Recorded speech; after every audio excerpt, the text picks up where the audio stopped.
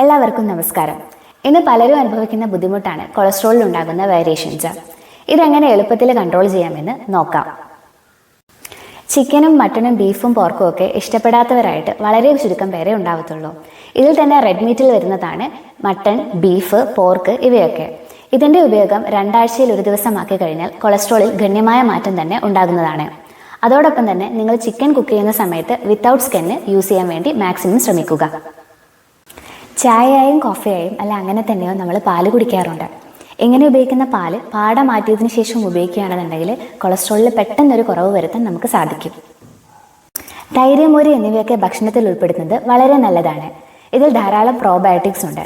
അപ്പോൾ നമ്മുടെ ദഹന വ്യവസ്ഥയിൽ നല്ല ബാക്ടീരിയാസിൻ്റെ ഉൽപ്പാദനം വളരെയധികം കൂടുന്നുണ്ട്. എന്നാൽ നിങ്ങൾക്ക് കൊളസ്ട്രോൾ വരാനുള്ള ചാൻസ് ഉണ്ട്, അല്ലെങ്കിൽ ചെറിയ രീതിയിലുള്ള വേരിയേഷൻസ് ഉണ്ട് എന്നുണ്ടെങ്കിൽ നിങ്ങൾ മാക്സിമം തൈരിന് പകരം മോര് ഉപയോഗിക്കുന്നതാണ് നല്ലത്. നമ്മുടെ സ്നാക്സുകളിൽ വളരെ പ്രിയപ്പെട്ടതാണ് പഴംപൊരി, വട, പരിപ്പ് വട എന്നിവയൊക്കെ. ഇവയുടെ ഉപയോഗമൊക്കെ മാക്സിമം ഒന്ന് കുറച്ച് കഴിഞ്ഞ് കഴിഞ്ഞാൽ നിങ്ങൾക്ക് കൊളസ്ട്രോൾ കുറച്ച് കൊണ്ടുവരാം.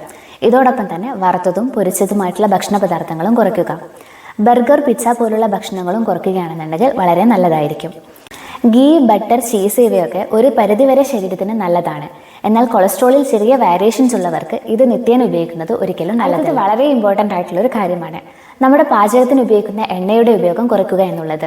4 പേരടങ്ങുന്ന ഒരു ഫാമിലി ആണെന്നുണ്ടെങ്കിൽ ഒരു മാസത്തേക്ക് 1 ലിറ്റർ എണ്ണ അല്ലെങ്കിൽ 5 തേങ്ങ എന്നുള്ള രീതിയിൽ മാക്സിമം ഉപയോഗിക്കാൻ വേണ്ടി ശ്രമിക്കുക.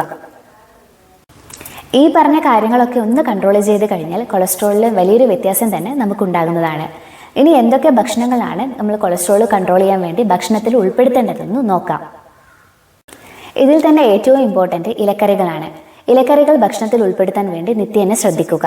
ഇലക്കറികളിൽ തന്നെ ചീരയില, അതായത് പച്ചച്ചീര, ചുവന്ന ചീര അല്ലെങ്കിൽ മുരിങ്ങയില ഇവയൊക്കെ നിങ്ങൾക്ക് കഴിക്കാൻ സാധിക്കും. ഒപ്പം തന്നെ ഫ്രൂട്ട്സും വെജിറ്റബിൾസിൻ്റെയും ഉപയോഗം കൂടെ ശ്രദ്ധിക്കുക.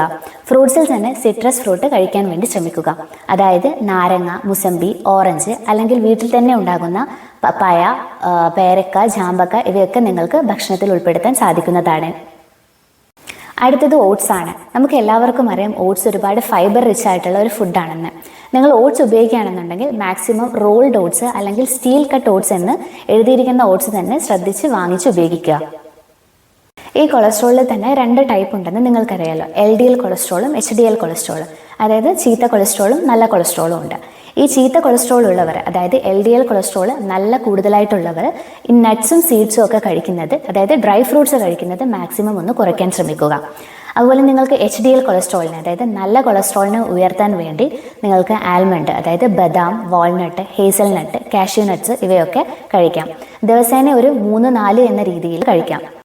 ഞാൻ നേരത്തെ പറഞ്ഞതുപോലെ മോര് കുടിക്കുന്നത് വളരെ നല്ലതാണ്.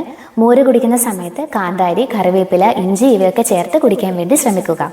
നമ്മുടെ ഇന്ത്യൻ സ്പൈസസിനെല്ലാം തന്നെ കൊളസ്ട്രോളിനെ കൺട്രോൾ ചെയ്യാനുള്ള കഴിവുണ്ട്.